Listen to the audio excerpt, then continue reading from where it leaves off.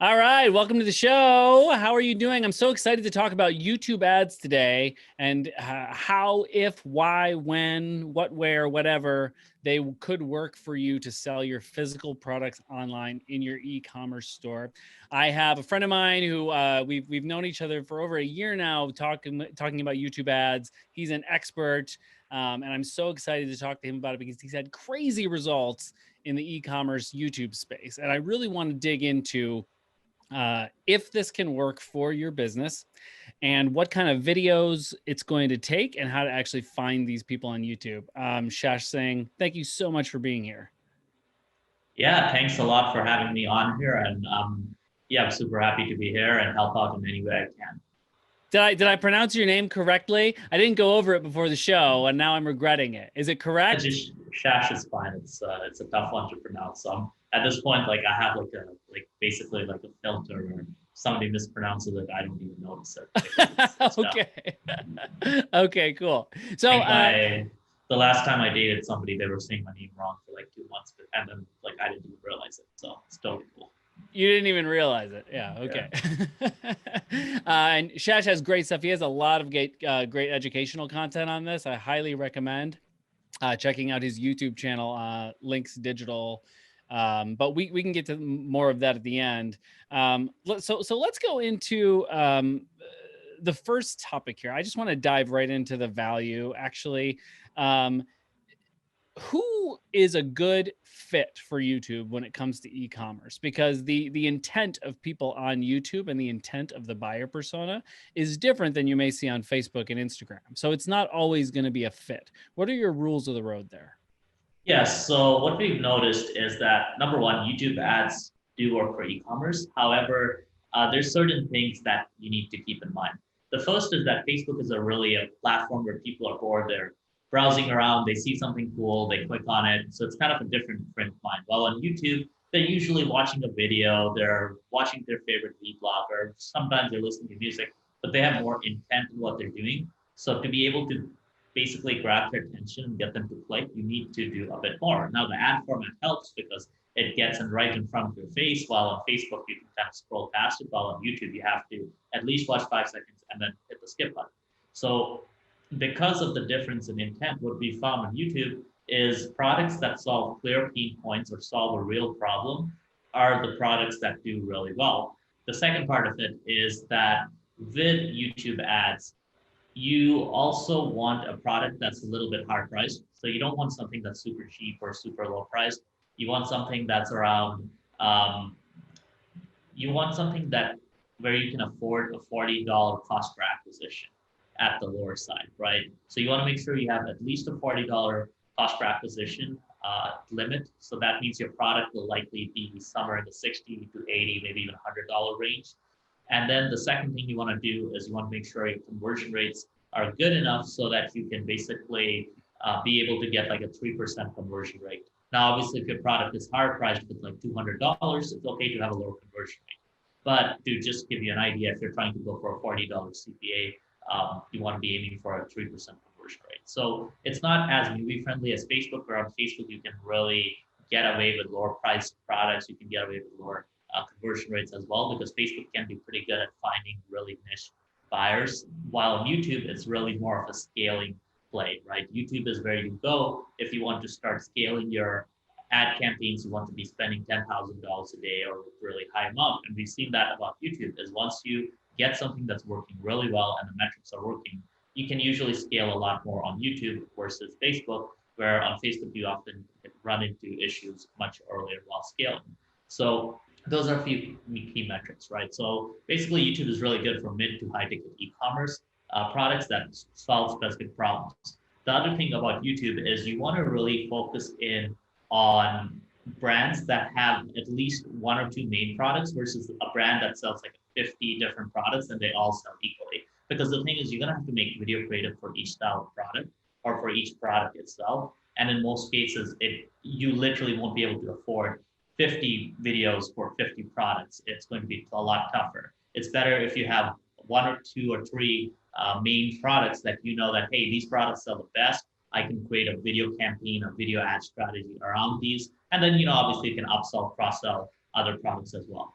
This is where on YouTube you've seen brands that focus in on very few products, but really high quality products that can be sold with video ads do really, really well. So some of the really good YouTube ad case studies out there, for example, our client Indestructible Shoes, it was very simple. They sell indestructible shoes. Yeah, they're different styles, but ultimately it's kind of the same product that can be put into the same ad, right? It's not like you're selling a shoe and then you're selling heels and then you're selling skirts, right? Like you're basically selling one product, which are indestructible shoes that, can survive anything, right? So that's important to keep in mind. Now you can have a few different products, but you don't want to really diffuse your efforts between a bunch of products when you're trying to figure out YouTube. You really want to focus in on one or two. And that basically allows you to really dial in on the creative side. Okay, interesting. And would you say that that's true at every stage of the funnel, or is that mostly for prospecting? You're talking about like that $40 cost per acquisition, meaning it costs you $40 in advertising money to acquire that customer. So you're saying that's like your sort of basement there. And so is that same in prospecting and retargeting? Well, I think you could definitely get lower prices on retargeting. And I'm not saying it's a hard and set rule. Like we've definitely gone down to like 25 to $30 CPAs. That being said, as an agency, when we take on clients, we want them to have a $40 cost per acquisition, right? I do think $30 and above is doable if you've got a really high conversion rate or if you're making your money in the back end. But $40 is just a rule for us to make sure we have a very high probability of success. So that kind of gives you a little bit more context. But yeah, in terms of retargeting, you definitely can probably get a lower CPA on retargeting. Usually retargeting CPAs for most brands are cheaper, but unlike Facebook, retargeting on YouTube is a little trickier. Sometimes it doesn't get the best return as compared to Facebook. But that being said, it's still worth spending some level of your budget on YouTube for retargeting, just because you're hitting those people who are warm traffic, who are ready to buy, and you can pick up some easy sales. And there's potentially a brand awareness there as well, right? Because you may go to Facebook, see something, get retargeted on YouTube, go back to Facebook, buy in retargeting. So if you have a multi-platform advertising strategy, there could also be success there. Exactly. But the way we look at YouTube is really like a prospecting platform. And, obviously there's retargeting, but YouTube really does a great job of finding new customers for you. Okay, great. So that's the next space to go into as far as what type of business works, because the way that you scale YouTube ads often is through keyword campaigns, right? And so that's directly related to what people are searching for. Although I might be wrong. And so does that dictate what businesses will work better than others in e-commerce? So you have a bunch of targeting options. There's in-market ROI, so what people are actually thinking about buying. According to Google, there's affinity, custom intent. So there's all kinds of levels of varying intent. So with custom affinity, you can take in a website of one of your competitors, and Google will basically target people that it thinks are kind of similar to that audience. So it basically, if you have an e-com brand and you choose your biggest competitor's website, Google will go out and find people who are similar to that. And we've actually had really great success with that. I think there was one really key info guru influencer. This was for our info product clients, but I think there was one influencer where we literally created a custom affinity audience off of him. And I think we were spending at some point $10,000 to $15,000 a day over various accounts because that audience worked in every account. It was so great. But yeah, even for our e-commerce clients, right? What we do is we'll go make affinity audiences based on basically the client's profile. So for example, we have a client in the bra space, and basically we made a custom affinity audiences based on big bra companies in that space, and those campaigns really performed really well.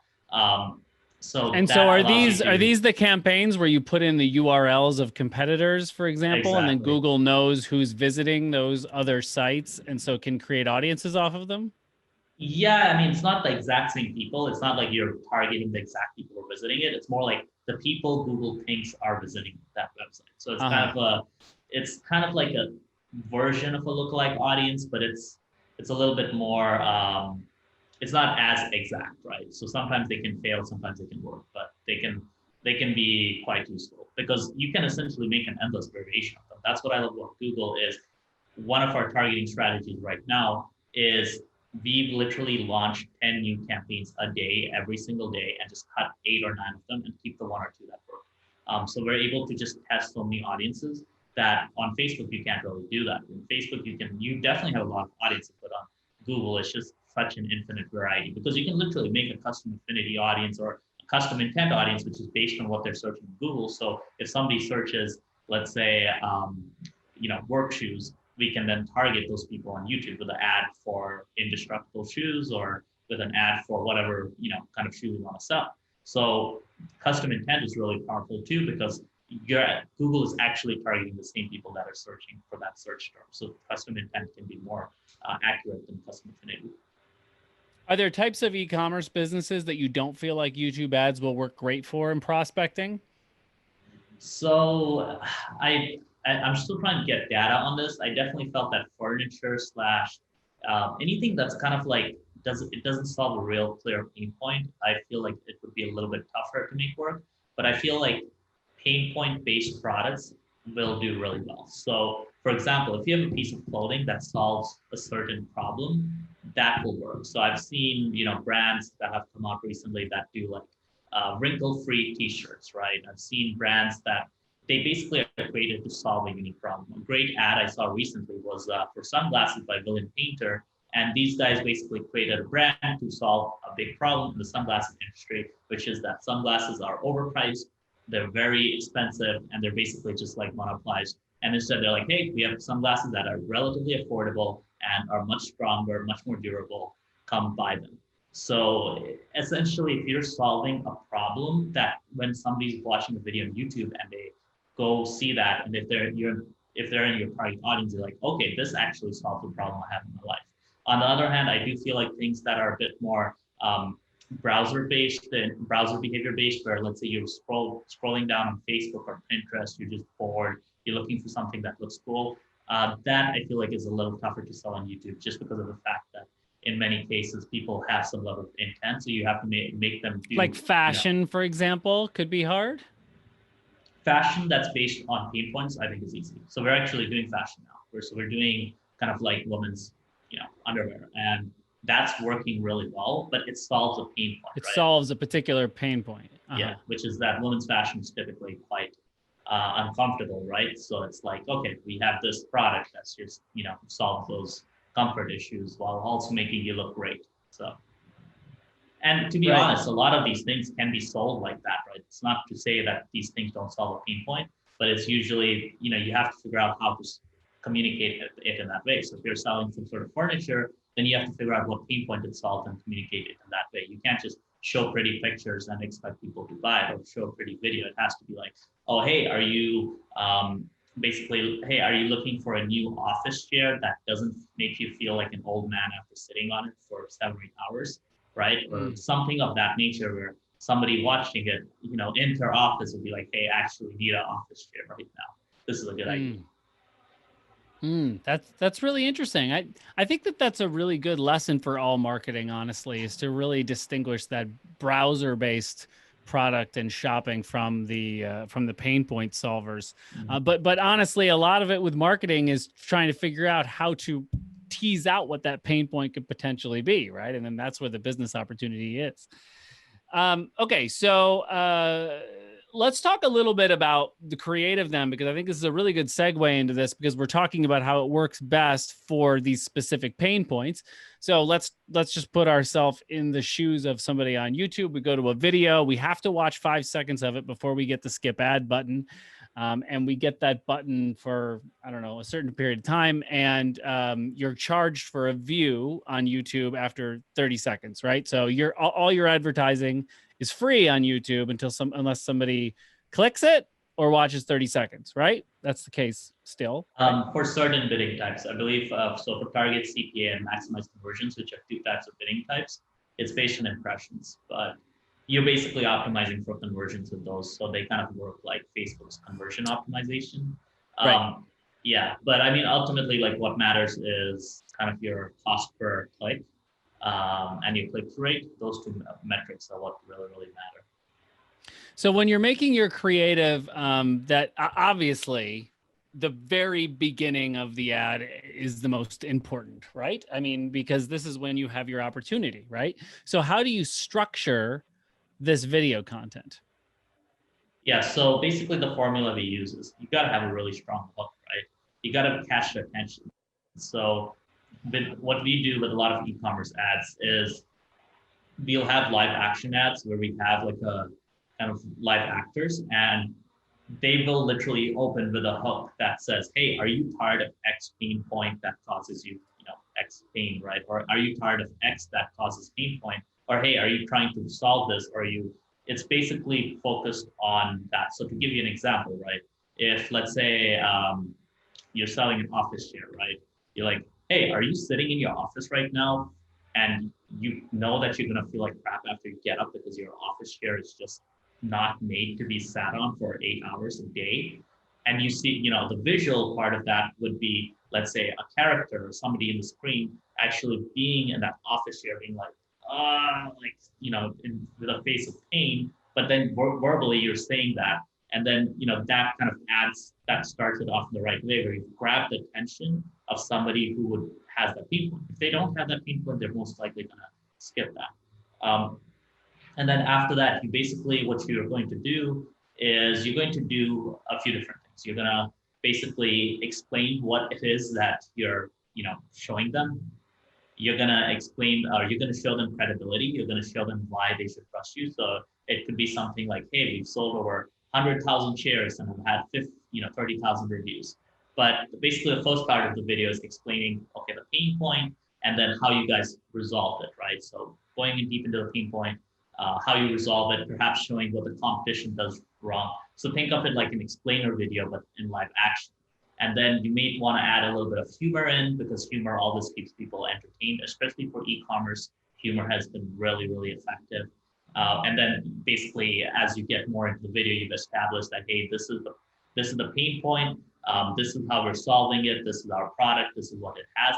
Then you'll add in the social proof, which is showing people that, hey, these are, let's say, the 20,000 reviews we've gotten, and they average 4.9 stars. And hey, we've been featured in, these big media outlets and so on. And we've, raised X amount in Kickstarter, whatever it may be that shows that, hey, this is legitimate. And then you'll obviously want to have call to action. So you'll have a call to action that says, hey, if you want to click the link below and order this, there'll be a link below and you can go click on it. So you verbally tell them, you want to tell them your website URL as well. And basically your goal is to maybe have like 2 call to actions in there. So you tell them that multiple times. And yeah, that's like a very simplified way of explaining it, but you want to have these different things in there. Now, I can actually link to my channel where I'll send you a link where I have some video ad breakdowns of really good e-commerce ads. So there's like some really great examples there if you want to see like a live breakdown. So I'll make sure to get that link over to you. Great. So what I'm hearing is we need to have a very strong hook at the beginning. And we need to go into basically empathy, right? Like we need to have this like identification moment where it's like, I see your pain point. I feel your pain point. Is that kind of the next stage after the hook? Exactly. Okay, great. And then we're sort of moving into credibility, or do we need to really start launching into like first before the credibility, we're launching into more explainerville? I would definitely do a bit more of explaining, showing them how this product works, right? Like showing them the visual side of it and explaining it to them. So you want to be visually demonstrating it while also verbally explaining it. Yeah. So, I mean, what's interesting is it's not too dissimilar from what we would see with, for example, the AIDA, however you want to pronounce it, format of copywriting, right? Attention, interest, desire, action. But basically the idea is you capture their attention with a very strong hook. You pull them in and make them feel, make them feel like you understand their pain in this moment emotionally. And then you basically show how you're, so you create that hole and you make people say, yeah, I do have that hole in my life that needs to be filled. And then you show them how your product fills that hole. And you add credibility to that, saying, I'm not just anybody that can fill that hole. I got hundreds of reviews. and then you actually make them take the actual action, right? And so am I sort of mapping that out somewhat correctly? Very, very accurate. Okay, cool. So next big question. I mean, like, what are we talking about here? Like, do I need to put on huge skits with actors and all of these things? Do I need all of this to be effective? What's the minimum viable YouTube ad that I can still get results with and still follow this format? Yeah, so you can basically, what you can do is you can take footage and add a voiceover to it. So you can basically edit in various footage that you may have lying around, or even find it. And basically hire somebody to do a voiceover, which might be like $100, $50. And then you've got a decent option right there, right? That's already better. We found voiceover ads typically outperform ads with no voiceovers. And as long as you follow that format and you show the footage in the right time, and you have those elements, it should do decently. However, that being said, based on experience, while you may be able to get an ad that works well with it, that's not live action. For e-commerce, you want to do live action as soon as possible. So if you test the concept, it's working, you see some proof there. You either want to, perhaps in some cases you might be able to do animation ads, but in e-commerce that might be a bit difficult because you're actually showcasing the product.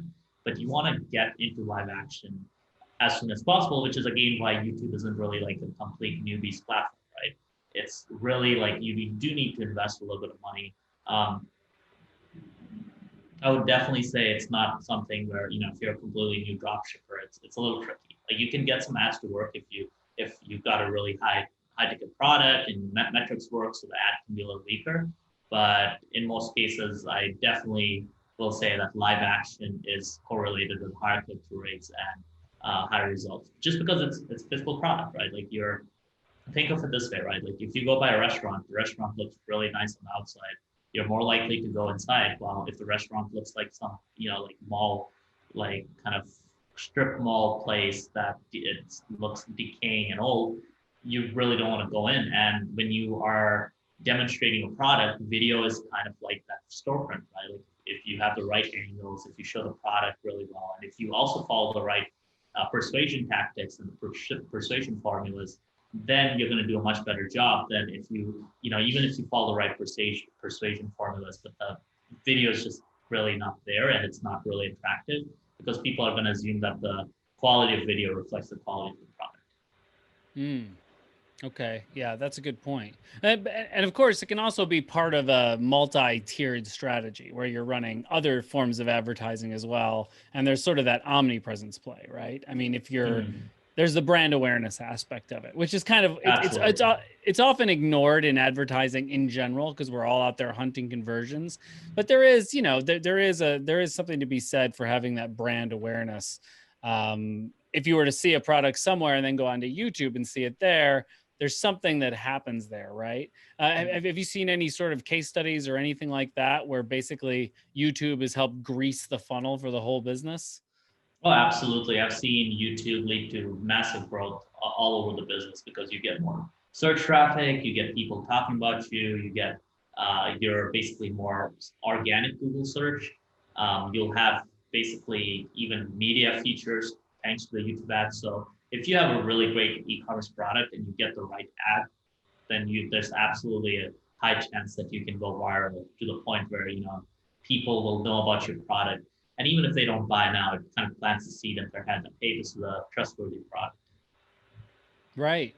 So how many different creatives are you? I mean, video is a thing. It's a thing sometimes. I mean, so how many different versions of these videos do we need to produce and test at the same time? How do we get started with that? What does that look like? Okay, so basically, I would recommend you start out with a few variations. The way you do it is you can, from one shoot, get a bunch of variations because you'll have a hook. You'll have like maybe one body, but you'll have like 3 or 4 different hooks you can shoot, and then you can edit them in. And you can basically shoot it in a way where you can get like 3 or 4 variations from one shoot and then test the different hooks. And yeah, those 3 to 4 videos. And then you can obviously add in some voiceover style edit videos. You can add in some other variations of video formats so you can test other ideas as well to see how they do. So typically we like to start with at least 5 video variations. And would you largely take, let's say, just like this one core video that you had sort of scripted out and do basically 2 different versions of that where you're just switching out the hook, for example? Yeah, I would do like 3 or 4 different hooks. That's like the easiest way to add new variations. And then you'll see a wildly varying performance because some hooks are gonna interest people and hook them in a lot more than other hooks. Any other little tips, tricks of the trade with creative, things that boost click-through rate? Like, for example, like, I mean, like, are we doing countdowns, animated arrows pointing to the skip ad buttons? Are we telling people to skip the ad if they're not interested, which I know is something I've done before on YouTube ads? Are we, like, what are your thoughts on on any of that? Bright colors, like any sort of little hacks? So we've done that. We do that quite a bit, where we'll test, hey, skip this ad if you're not interested in X, Y, Z. Sometimes, that is one of the hook variations we try out. And then we've also, we quite frequently do countdowns, or basically just have at the end of the video, have like, hey, click this link, and basically like an extra 10 seconds for them to click, and then maybe have a countdown in there, or maybe have the website URL. The goal is, if they get to the end of the video, that it just doesn't skip, but they have a chance to actually go and click on the URL. And then, yeah, we also do like the arrows pointing towards the buttons to actually click. So yeah, we do all of those. Sometimes we'll have captions as well that, for example, if there's a person in the video, we might have a little caption saying who they are, if it's a relevant character or something of that sort, where, it helps the audience kind of see that, oh, this person's like kind of playing this role. Okay. Great. Okay, so we're following this structure in our creatives. We're having that core video. We're trying 3 different hooks or so. We could easily write a voiceover script and use existing footage to just get our foot in the door. And so, who are we showing this to? There are so many different ways to target on YouTube, and I feel like it can be difficult sometimes to decide which way to go. So there are a few, and you can tell me what the most viable are, right? So we have keywords, which we know are very scalable, meaning, as long as there's tons of people searching for these keywords on YouTube, you can continue to find, and this is why it's interesting in comparison to Facebook, you have new people coming in all the time. Audiences are much less likely to get tired because they're new searchers, right? And then you have affinity targeting, custom affinity targeting. You have in-market audiences. You have other types of audiences, retargeting audiences, placements. Like, where do we start? So what we do at our agency is we'll test different types of audiences from the get-go, because we want to see what type of audience is working for that account, because different accounts can work differently, right? So we'll usually start out with maybe a keyword or two, a couple of keyword campaigns. We'll start out with maybe a custom intent campaign, custom affinity, in-market ROI. So we're usually testing all of those from the get-go. We don't really do much placements unless it's really at a lower scale, just because placements are hard to scale. They're not really the most scalable type. And topics, affinity audiences, they're a little bit broader. And so they're good to test once the account is cranking. Once you're getting conversions for a low cost per purchase, then those are great to scale out to. But initially, we find the sweet spot to be between keywords, in-market ROI, custom intent, custom affinity. I think those 4 kind of. Now, what's this in-market ROI you keep mentioning? Is this a new type of audience in addition to the in-market audiences, or is it different? I mean, in-market, just in-market. It's just in-market. Okay, I'm just making sure. I think at a certain point it was called in-market ROI. Okay. Platform. Okay. But in-market, okay, so let's. yeah.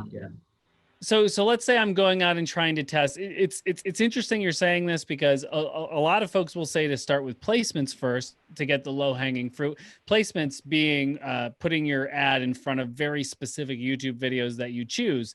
But I've found the same myself in testing over the years with YouTube ads. I mean, it hits a ceiling. It just won't spend any more money, and it's very hard to. It's just kind of over for placements. So if I'm out there trying a couple of searches. As we know, just like on Facebook, if you have multiple things inside of a campaign, inside of an ad set, whatever it may be, the budget's going to move at will, at Google's will. So how many keywords do you start with? I mean, do you just use one in a campaign so you can get the data on that one keyword? How do you deal with that?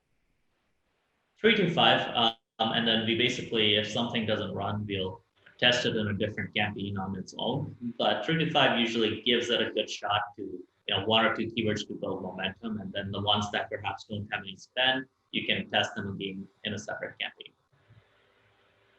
Okay, so you start with 3 to 5, and you don't break them out into different ad sets, right? You keep them at the campaign level.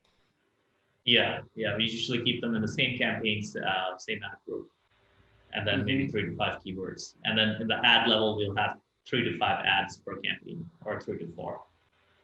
How much money do you feel like you need to have on a daily budget on a campaign to be able to like get testing data in a reasonable amount of time?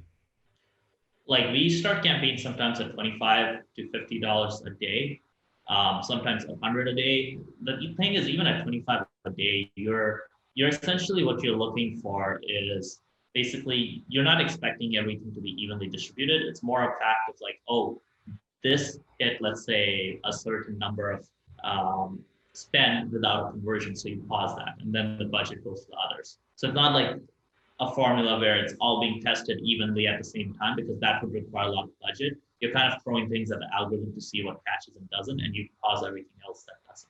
So usually, we optimize on the ad level, right? So we basically see that, hey, campaigns are spending, but on the ad level, this campaign, this ad has spent too much. We pause that, and the budget kind of redistributes, goes to other ads. And you basically, overall, on an account level, you start seeing trends. You start seeing that, oh, hey, this ad variation is doing really well overall, right? And then you are like, okay, so now we know this, and this ad variation here is doing really bad overall.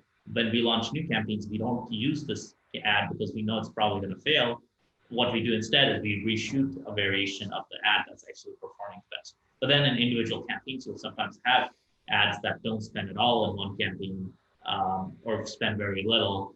And so it can be a little uneven at times. But at the same time, if you go in one campaign, one ad group, one ad, that just makes it a lot tougher to basically figure out what's working, not working. And it becomes too many campaigns, right? If you're testing extensively, that becomes way too many campaigns. However, if you're just starting out, just spending, you only have a few ad variations, you don't have that many audiences, then you can do that where you have one ad group, one campaign, one targeting option to be like more precise. And but once you're scaling, it makes no sense because it's just like way too many campaigns. And it's just way easier to have 3 or 4 ads in there, and then the algorithm kind of figures it out. Okay. So when I'm testing it first, so I've got a campaign. I have let's say I have one ad group has 3 to 5 keywords in it, and inside that I'm testing 3 different versions of the video or something. What are my benchmarks? Like, what are my analytical benchmarks that I'm looking at in the data to see what's performing well and what's not? And how many impressions or whatever, views or whatever you would go by, do you need to start making calls on that? Yeah, so the metrics you're looking at is click-through rate. You're also looking at your cost per add to cart and cost per purchase for e-commerce. Cost per purchase, obviously the most important one. So here's the thing. Usually what we do is we will figure out what our cost per purchase is. And if an ad, let's say, spends, maybe like that amount without purchase, then you pause it, right? So on the ad level, you're pausing things that don't get a purchase within your whatever goal you want to do it. And obviously, even if it's like $50, like if you have an ad that's spent $50 and $50 is your desired CPA, you probably don't feel like that's a good. That's probably not going to work? It depends on how aggressive you want to be, and also depends on where your account is at, right? Like if you are tight on budget, then yeah, it does kind of make sense because you want to be aggressive at cutting losers, even if it means your overall spend and volume is going to be lower. On the other end, if you got a big testing budget, you're like, hey, I want to figure this out ASAP. You might change that to like $100 because you're like, hey, you know that sometimes it's just a matter of like, it just doesn't get the conversion the first $50, but doesn't mean that 2 or 3 wouldn't happen the next $50 of spend. So it's like, but then you're risking more because, there's a higher chance that, hey, it will go to 100 without a conversion and then you pause it, right? So it's kind of like the more aggressive or conservative you want to be, you can kind of take that down. But the whole idea is you set a certain metric and then you stick to that, because that allows you to have a standard consistency in how you optimize campaigns. And when you have standard consistency, you're going to do a much better job versus going on gut, right? And you're testing audiences, keywords, creatives at the same time. Did you ever sort of get, how does that work? Like if you're testing, I mean, when you first start, you've got 3 to 5 keywords, and you're testing those 3 to 5 keywords against 3 to 5 new variations of an ad. How do you know what's not working? You literally, like, on the ad level, you look at your ads and you're like, okay, this ad spent this much without conversion, I pause it. On keyword level, same thing. You look at it and you basically see that, oh, this keyword spent this much, you pause it. And you basically at the end of it, you'll have like, maybe 2 ads live and 2 keywords live, right? And they're working together well and getting you good results. So that's kind of the way we do it. Okay. And what are we doing here? Are we doing a maximize conversions campaign right off the bat these days, or? Yeah. Yeah. You want to start off with maximize conversions and then switch to target CPA later on, whenever you feel like either you're plateauing or you feel that let's say you're stuck, you've got a few hundred conversions in, you may want to take 1 or 2 of your campaigns and switch them to target CPA. That being said, I wouldn't force the switch over, because sometimes switching over can hurt performance, because it's just weird. Most accounts target CPA does better, but we had a account recently where target CPA typically just every time we try target CPA just would make the results go wonky, and we let it run for a while, but it still wasn't working well. So we usually, what we do is we'll maybe take one campaign and switch that to target CPA, see how that does, and if the signs are promising, then we roll that out account wide. So there's no really hard and fast rules, because each account can kind of vary, because each niche is different. Each like it's like a really hard thing to be like, oh, in this situation do this every time. It's more like you look at the account and then you make a call based on what you see in there. Okay. So potentially maximize conversions could be your bidding strategy forever, potentially. Some accounts, yeah, like if it's working super well, then you actually would lose more by switching to target CPA, because there's a chance that you could mess with what's working really well. So it's kind of like you wouldn't switch it though, right? Wouldn't you sort of you would build a new campaign, right? You wouldn't actually switch that campaign to, or would you change the bidding strategy of that campaign? I would say you can do it 2 ways, right? Number one, take one campaign, not all of them, just one campaign, switch to target CPA, because there's already conversion data in it. So theoretically, hopefully that works better. We find better results when we do that, as opposed to just launching a new campaign, because then what happens if you launch a new campaign, maximize conversions, target CPA, they start competing with each other because it's the same audience. So switching is usually a better idea, based on what we've seen, better results. However, as I mentioned, you don't want to switch the whole account over, switch over 1 or 2 campaigns, maybe like 10%, 15% of your spend, see how it responds, and then based on that, kind of gradually roll it out. And then in some cases, as I mentioned, like we've seen an account recently where basically we've tried to switch target CPA twice. Every single time it didn't work out for us. Interesting. And what are we doing here for target CPA? I mean, are you actually targeting your CPA, or are you going higher than that to outbid people? Like, how are you doing that? Oh yeah, we're definitely going a little higher. Like we don't usually, if you want to get leads for $10, you might have a target CPA of 12 to 13. And if it still doesn't run, we'll increase it. What we found is that usually the leads come in a little cheaper than the actual target CPA you're putting in, or if you're optimizing for purchases, right? Yeah, it's very interesting. It's similar to manual bidding on Facebook, right? I mean, basically is the same thing, manual bidding. You're basically saying this is how much I'm willing to spend on an ad. And so if you're telling Facebook more than that, for example, on Black Friday, I got really good results for a client by running an accelerated campaign on Facebook with a massively high manual bid, just to bully everybody else out of the auction, right? Yeah. Because you're basically saying, hey, I'm willing to go this high. It doesn't mean you're going to spend that much. It just basically says, I'm willing to go this high, while everybody else is just looking for like lowest. So It's funny that after all these years, like it's always back and forth. Let the algorithm do its job versus how much should you not let the algorithm do its job. And I think as advertisers, we're always on this balance, right? We're not. It's changing all the time, right? It's like the way I think about it is like guiding the algorithm. Like you don't want to poke with it, you don't want to mess with it, you don't want to like keep poking at it and messing things up, but you want to kind of give it the parameters and make sure they're intelligent parameters. And then, if things aren't working, then you tweak it a bit. But if things are working, you let it run. The issue I see is trying to hyper optimize when results are good, because that is always the reason why campaigns go south. Like so many times I see this, like, hey, I messed this up and now my campaign isn't working because I had a great campaign going, it was profitable, but I decided I would exclude this demographic or change this thing. And it's just like, hey, campaign's working, minimal changes to it, right? Like if it's hitting your KPIs, if it's profitable, don't try to squeeze more juice out of it, because a lot of times, more often than not, it's going to backfire, because these algorithms, they're very sensitive to changes, right? Like whenever you introduce like another change to it, it just goes resetting.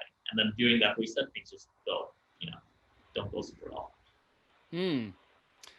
And are you ever doing any layering in targeting? Is that working at all for you these days, where you're layering in, for example, keywords with audiences, etc.?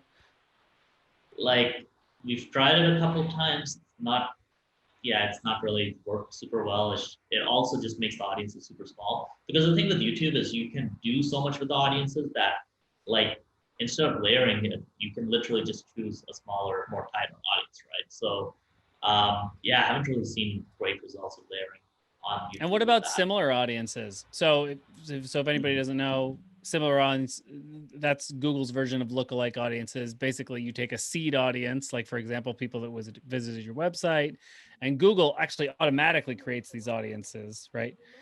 Yeah.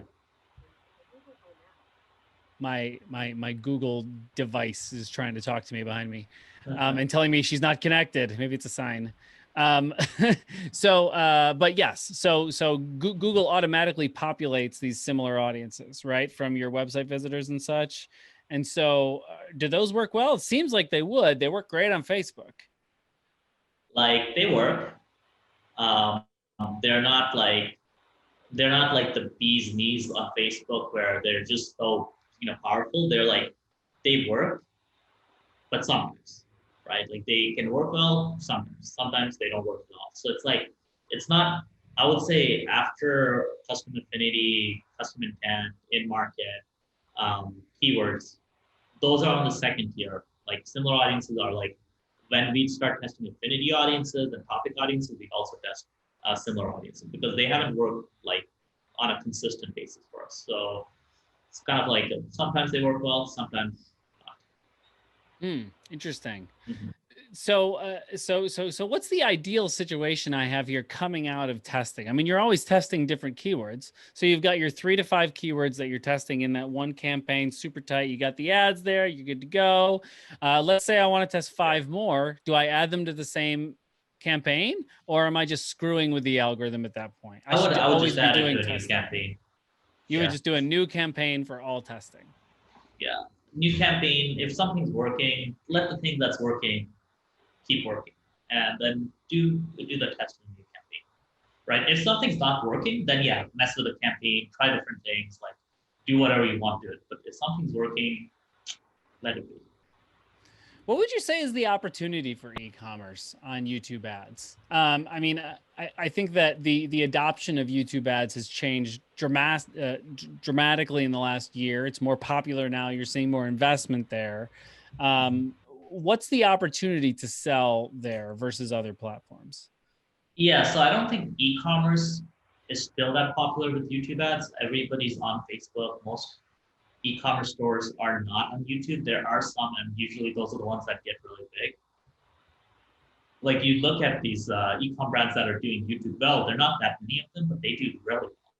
And they're not doing something that's that hard to do. You create a really good video, and you basically, obviously follow the kind of targeting strategies I laid out, and you will get great results, right? Like if you have the right product. So it's like these brands are literally, basically blowing up out of nowhere and spending like millions, making millions on YouTube, and they don't really have that much competition, right? Like in a lot of e-commerce verticals, there's maybe at most one advertiser running. While on Facebook, there's like 50. So I do think there's a huge opportunity on YouTube in that regard. And are you looking at like very similar costs of advertising?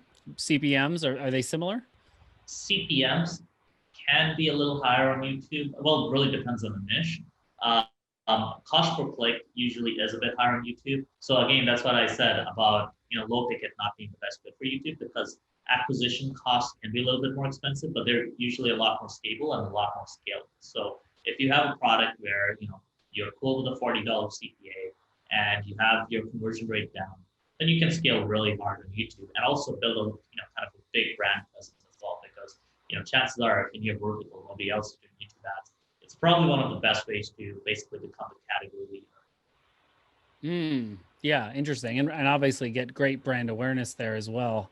This has been fantastic. Thank you so much. I love nerding out inside the weeds of campaigns. We don't go too broad here. I love talking about that kind of stuff. Did I leave anything out? I think that pretty much covers a lot of it. Yeah, it's just, if you got a e-commerce brand, give YouTube ads a try.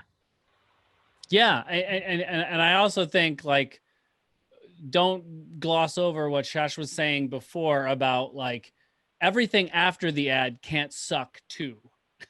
You have to have a great buying experience, good sales page, whatever it may be. Have you seen anything there? Like where you're sending people that one's outperforming another? Is it building a specific landing page for YouTube? Is it a product page, homepage? We've seen good results with sending them to advertorials, also to product pages. I think it's just something you gotta test for your own brand, right? So in one case, we saw really great results sending them to like an article, right? So an advertorial, where basically it was long form content, and that worked really well. But in another case, it's literally this product page that a client's been running traffic to forever. It's just that they hyper optimized this product page after years of testing it. So it converts at like 5 or 6%, some ridiculous rate. So obviously it makes sense to send traffic there. So kind of depends on your brand, what you've tested or what you've not tested. That's interesting. I think like 1% of advertisers send any traffic to an advertorial. So it's interesting even there to think about testing that. It's basically a blog, right? I mean, it's basically a value-based blog that sells the product. Fast or a pre-sell page. There's all sorts. There's names for everything. Exactly, pre-sell page, advertorial, etc. Right. Okay, thank you so much, Shash. This was like super enlightening. I learned a lot. A lot has changed in the last year since the last time we talked. Back then, I was bidding on CPV for everything, and I was just like manually tweaking all the levers and like pushing all the buttons. And now it seems like we can let the algorithm do a little bit more work for us, which I think is a very good thing to hear. Yeah, for sure. So where can we find out more about you? Sure. So there are a few options. Number one, our website is linxdigitalagency.com. So LINX digitalagency.com. My YouTube channel, if you look up my name, Shash, SHASH, SINGH, Shash Thing, you can find my YouTube channel there. We have a Facebook group called YouTube Ad Buyers. So any of those avenues are great for learning more about YouTube ads or reaching out to me. Shash is great. There's a lot of great value on YouTube ads on his channel. You should definitely check those out. And we'll make sure to share some links to the creatives and breaking those down, because I know for many people, the creative piece of it is in some ways the daunting thing. How do I make the video that's going to do well? So there's a lot of resources there. Thank you all for being here with me. Thank you, Shash, for joining me. And I'll talk to you guys later. Awesome. Cheers.